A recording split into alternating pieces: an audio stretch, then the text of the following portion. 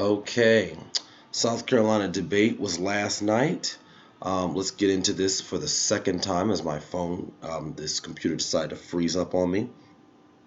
Now, if you were watching the debate last night, you may have noticed that it was a pretty business friendly audience, to say the least. They loved them some Pete Buttigieg. They loved them some Joe Biden. And they love, okay, Bloomberg. Loved them. Now, they even booed Bernie Sanders when he came after the billionaires. They even booed Elizabeth Warren when she was coming after Bloomberg for his indiscretions and inappropriate comments to his female workers. Amazing, right? These black people in South Carolina are some pro-business blacks all right now. They know they moving on up to be a billionaire one day too, and they were ready to support Bloomberg's campaign. This is from Slate. I'm reading this article. This has a little bit of an explanation about these pro-business blacks we got in South Carolina. It's not entirely surprising that Bloomberg, despite not even being on the ballot in South Carolina, would have a vaguely friendly audience this evening. A local Charleston news station reported earlier this month that the only guaranteed way to get a ticket to this debate was to purchase a sponsorship ranging from $1,750 to $3,200. The rest of the tickets, though, were first handed out to organizers. Then campaigns may get some tickets to disperse among supporters. How those remaining tickets ended up getting doled out is anyone's guess, but the one thing we do know for certain is that a vocal contingent of the audience really liked Bloomberg. Yeah. You don't need to explain that now. We already know why they liked them. 1,700 to 3,200. I mean, wow. Corruption is endemic to both parties in this country, both Republican and the Democratic Party. And don't let anybody tell you otherwise. One person on Twitter One person on Twitter mentioned this and said, "You know what? I need to go to the dentist right now and get my tooth fixed right now. I need surgery right now. It's going to cost $1,800. But I haven't done it. I've been putting that off." Needed surgery to help him deal with tooth pain. And he has been putting it off. Why? Because he can't afford it. So your average Joe that doesn't even have $1,000 in savings is not even going to be able to attend an event like this. You need a lot of disposable income in order to go to something that's going to cost you upwards of $3,200.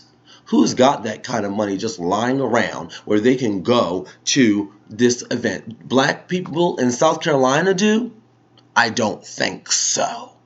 That's why when they came up at the end of that debate and they were all kind of walking around, you saw them at the end, the audience members, they were whiter than a daggone package of Wonder Bread. That's why. Why? Because this is absolutely not representative, that audience, of the Democratic Party in this country.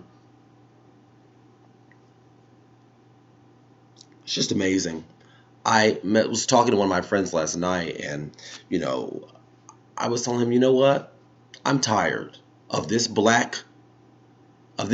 Democratic Party using black people as props for their own political gain and their own political ends so that they can maintain power.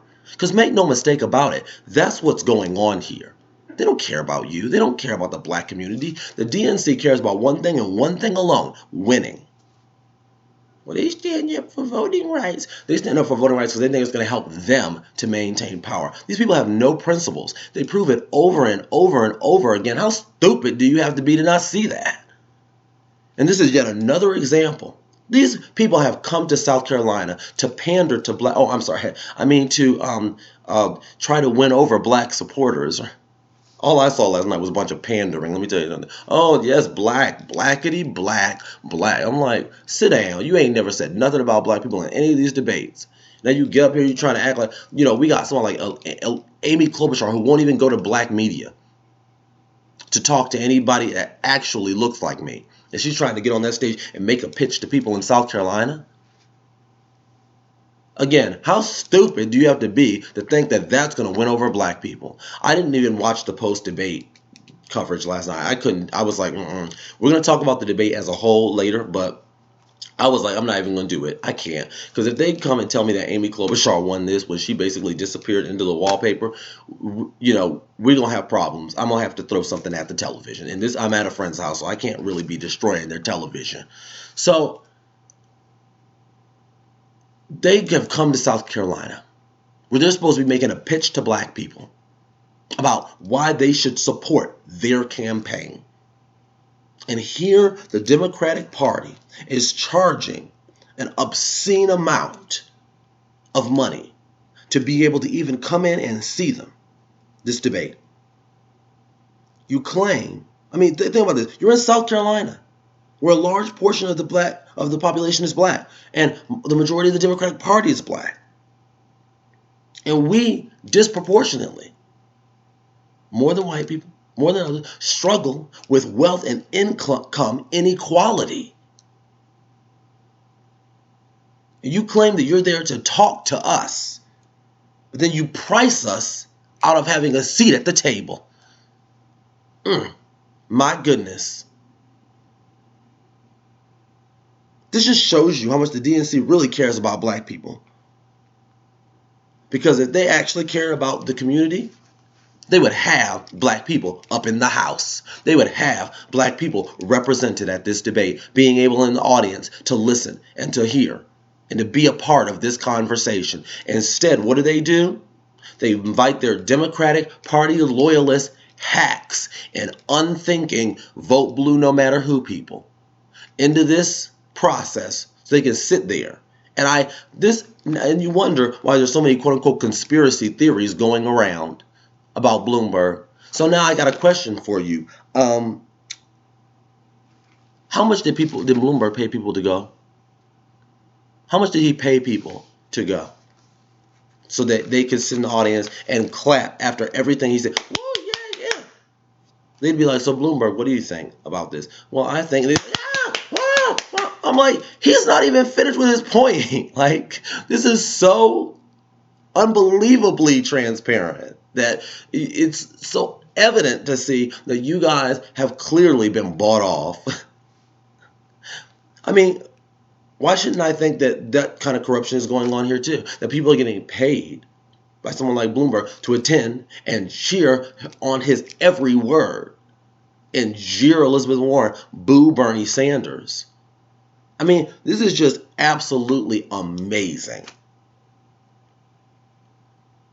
And then a reporter had the nerve to ask Bernie Sanders at the end, oh, it looked like you were arguing with the audience a little bit. And you wonder why we don't take mainstream media seriously. I didn't even have to do any real reporting research. Just existing on Twitter led me to more than one article about how it costs $1,750 to $3,200 to attend this frickin' debate.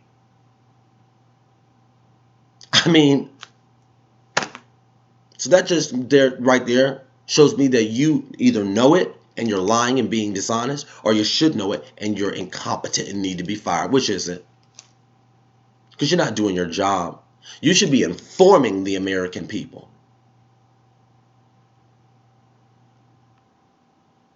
Thankfully, Bernie Sanders pushed back and mentioned exactly that. I don't know how many people that are working class people, the working class contingent that I'm trying to turn out in these elections, I don't know how many of them have $3,200 to spend on a ticket to a debate.